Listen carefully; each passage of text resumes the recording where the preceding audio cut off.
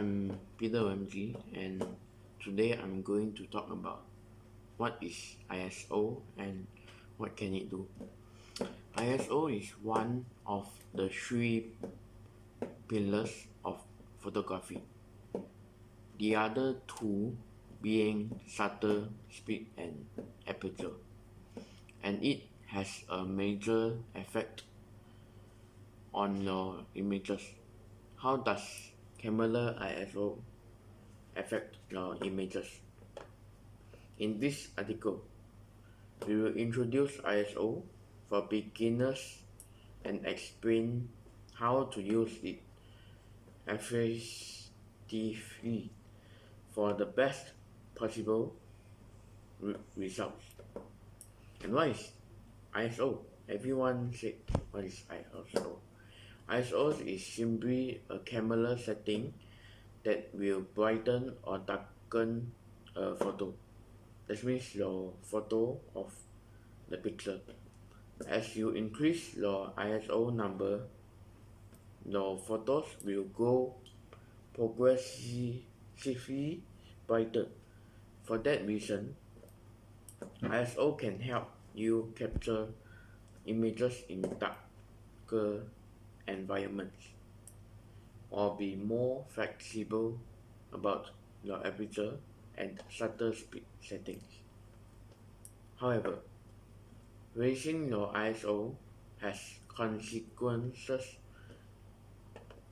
A photo taken at too high of an ISO will show a lot of green, also known as noise, and might not be usable. So, brightening a photo via ISO is always a trade-off. You should only raise your ISO when you are unable to brighten the photo via shutter speed or aperture instead. For example, if using a longer shutter speed would cause the subject to be blurry. What is the meaning of ISO? Everyone don't know what is it. ISO stands for International Organization for Standardization. However, camera ISO does not directly refer to the organization that creates various technology and product standards. Ever since two film standards called ASA and DIN were combined into ISO standards in 1974. Latest revised for both film and digital photography. They were referred to as one word, ISO.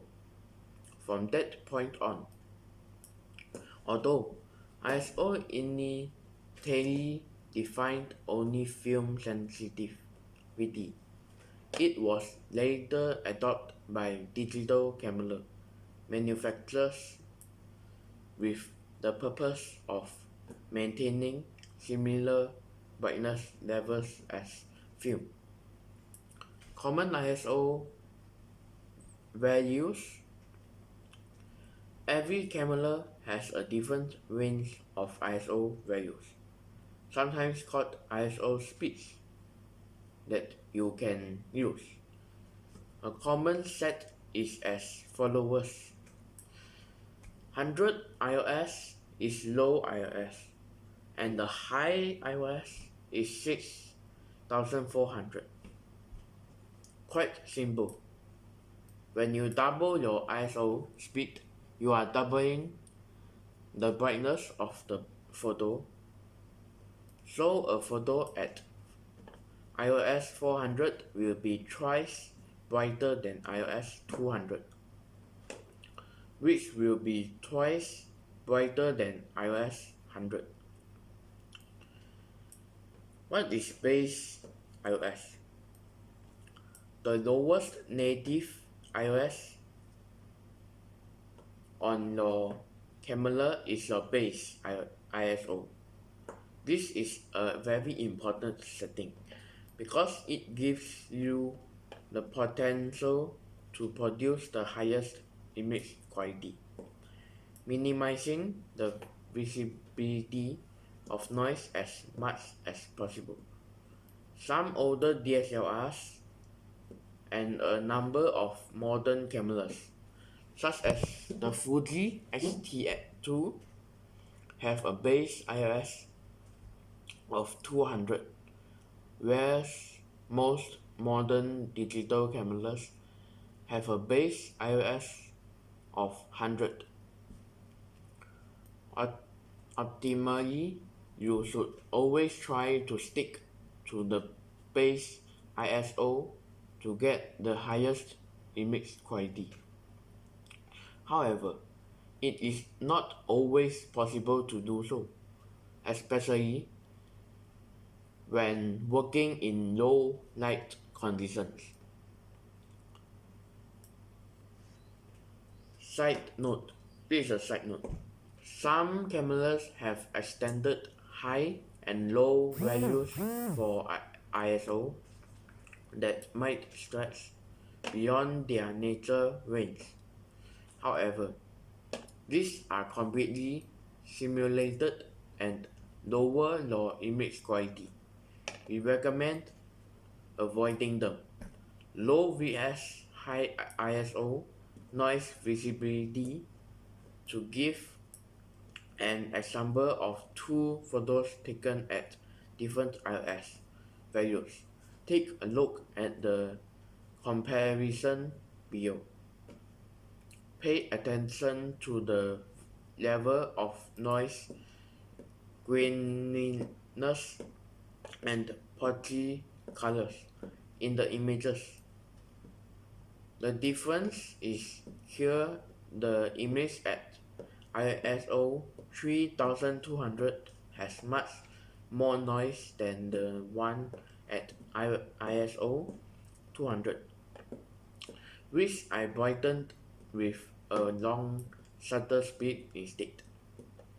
This is why you should avoid high ISO whenever possible, unless conditions require you to use them. How to change ISO? Everyone say that. Changing ISO values from camera to camera. Here are some common ways to change ISO. First, to start, enter a mode that lets you select the ISO yourself. Get out of auto mode and go to the manual shutter priority, aperture priority, or program. We tend to prefer aperture priority or manual.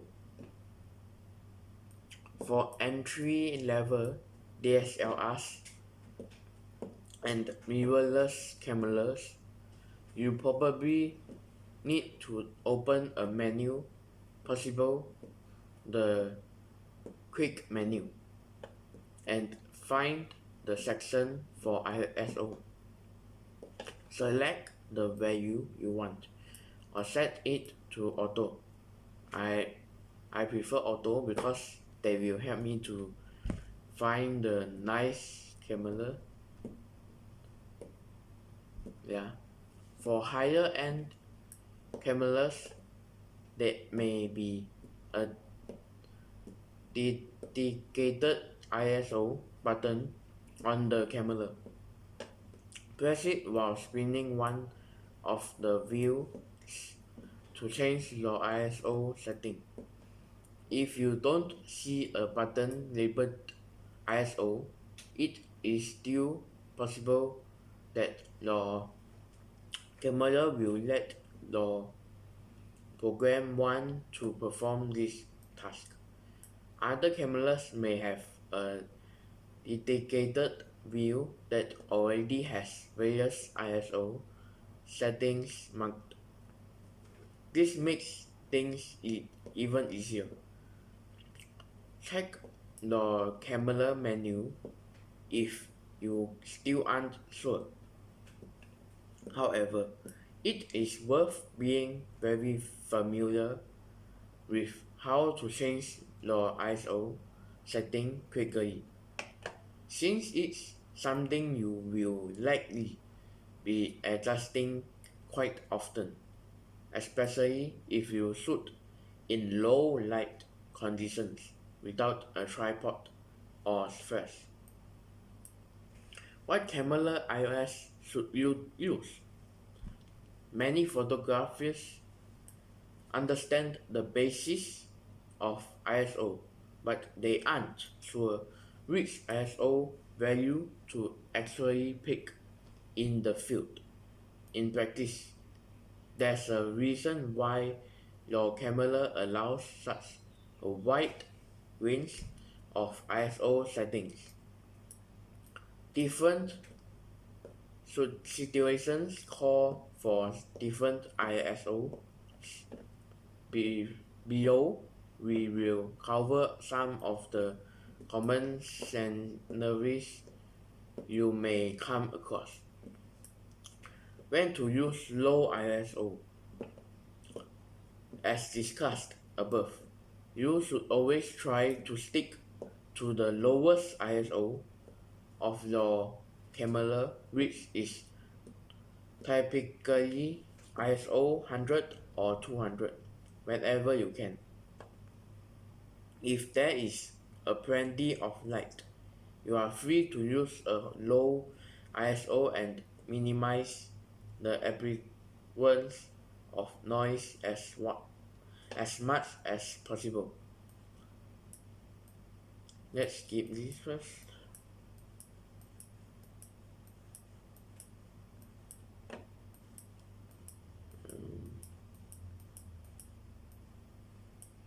Is ISO sensor sensitivity? This is the most common method related to ISO.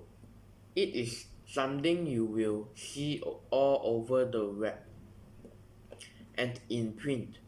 However, although it may help you to think of ISO as acting like camera sensor sensitivity, that's not what it actually does. Instead, digital sensors only have a single. That's all.